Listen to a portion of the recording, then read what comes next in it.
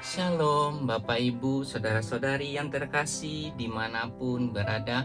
Damai sejahtera buat kita semua dari Tuhan kita Yesus Kristus. Seperti biasanya setiap hari kita merayakan pestanya orang-orang kudus.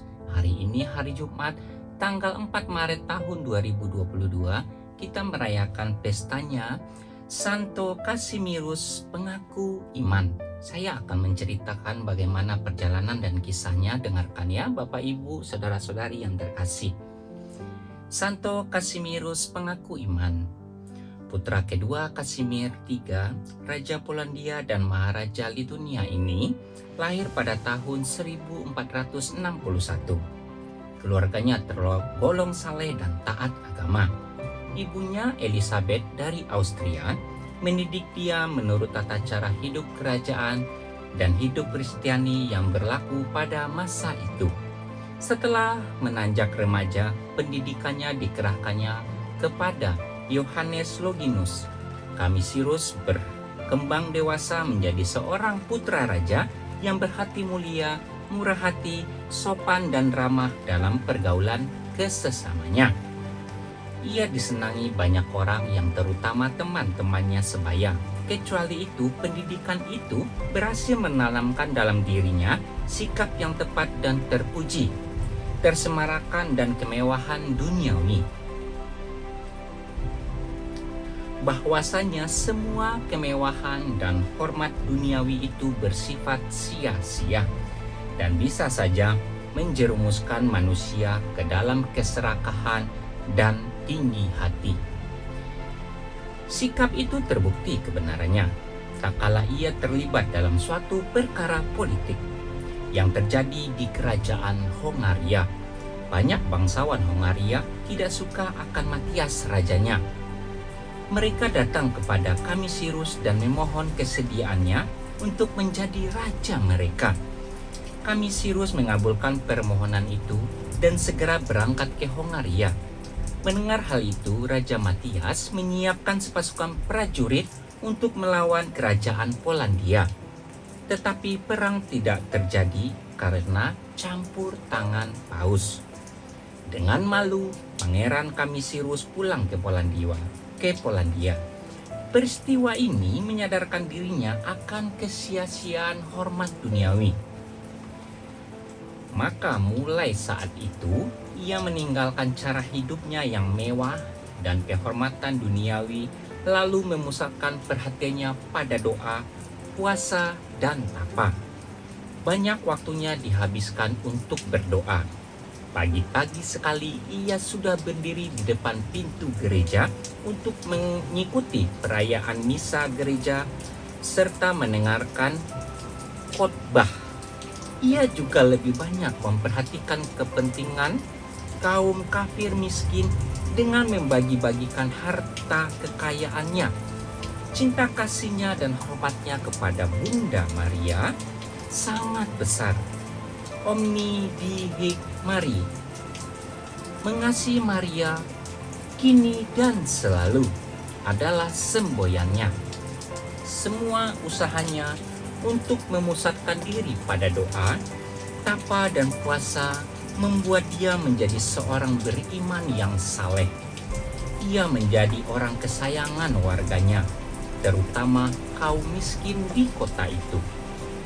Ia meninggal dunia pada tanggal 4 Maret tahun 1484 karena penyakit sampar.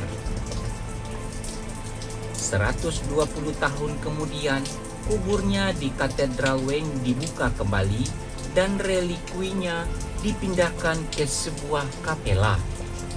Tubuhnya masih tampak utuh dan menyebarkan bau harum. Tulisan doanya, mengasihi Maria kini dan selalu, masih terletak rapi di kepalanya. Hal ini menunjukkan bahwa devosinya kepada Maria merupakan suatu persembahan yang sangat berkenan di hati Maria. Nah, Bapak Ibu, Saudara-saudari yang terkasih, begitulah cerita singkat tentang Santo Kasimirus hari ini. Semoga kita yang mendengarkan bisa meniru teladan ataupun setiap perbuatan yang telah dilakukan oleh Santo Kasimirus ini kepada sesama.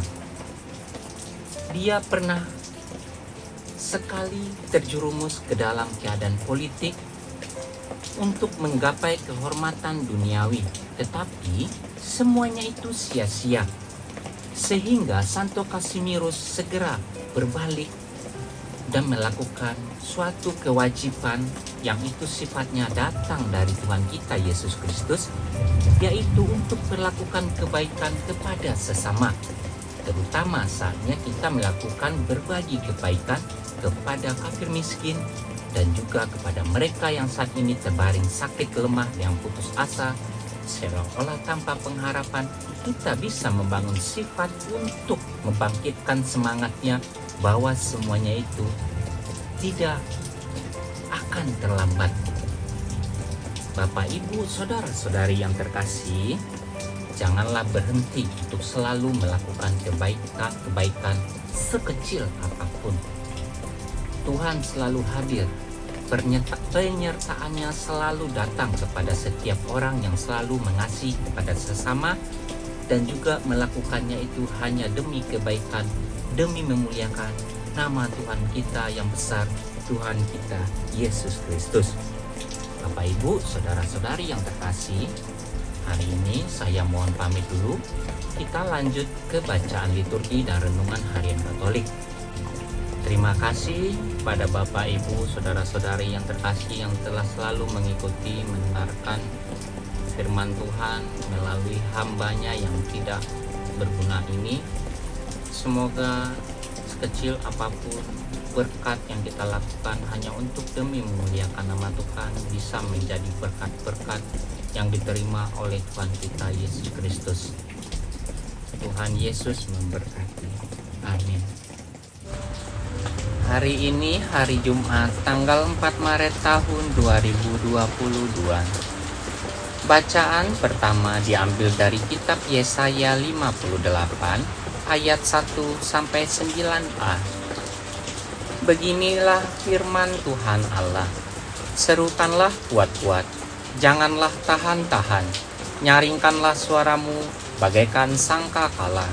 Beritahukanlah kepada umatku pelanggaran mereka, dan kepada kaum keturunan Yakub dosa mereka. Memang setiap hari mereka mencari aku dan suka untuk mengenal segala jalanku.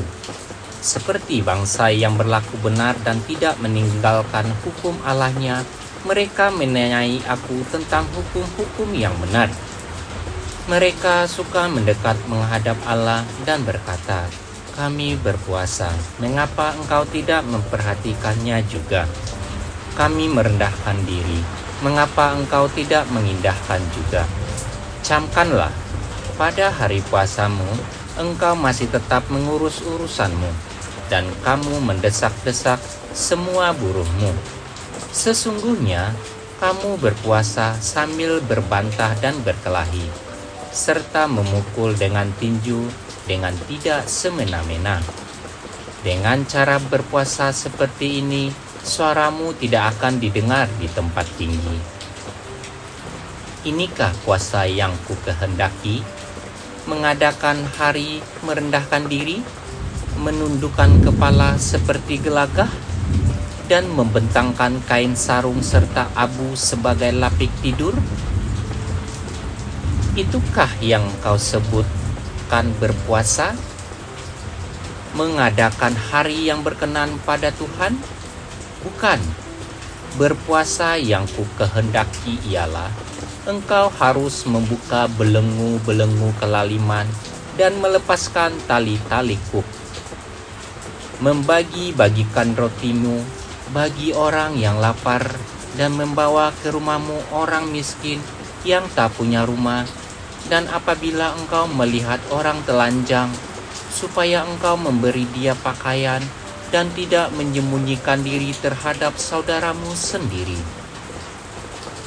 Pada waktu itu lah terangmu akan merekah seperti fajar, dan lukamu akan pulih dengan segera. Kebenaran menjadi barisan depanmu, dan kemuliaan Tuhan barisan belakangmu.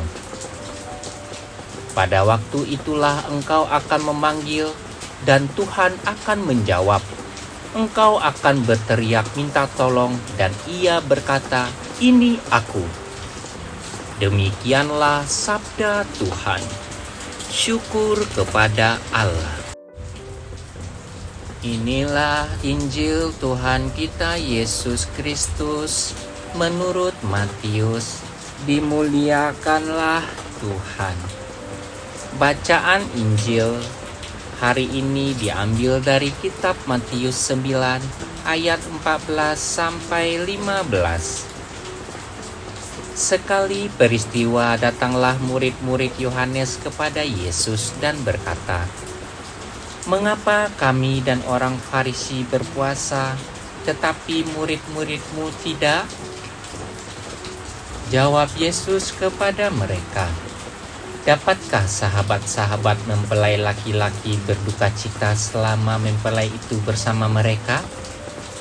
Tetapi waktunya akan datang, mempelai itu diambil dari mereka, dan pada waktu itulah mereka akan berpuasa." Demikianlah Injil Tuhan. Terpujilah Kristus. Renungan Harian Katolik hari Jumat tanggal 4 Maret tahun 2022. Terhadap pertanyaan yang diajukan oleh para murid Yohanes perihal puasa, Yesus menjawab, "Dapatkah sahabat-sahabat mempelai laki-laki berduka cita selama mempelai itu bersama mereka? Tetapi waktunya akan datang, mempelai itu diambil dari mereka, dan pada waktu itulah mereka akan berpuasa." Dengan jawaban seperti itu, Yesus bukannya mau mengabaikan kebiasaan puasa sebagaimana diajarkan oleh kitab Taurat. Namun, Yesus hendak memperbaharui atau melengkapi apa yang semestinya menjadi motivasi kita dalam berpuasa. Kita berpuasa bukan hanya karena hal itu merupakan perintah agama kita, tetapi karena kita sungguh sadar bahwa alasan kita berpuasa adalah karena kita mau mengasihi Allah. Puasa menjadi salah satu bentuk cara kita memperlihatkan kasih kepada Yesus.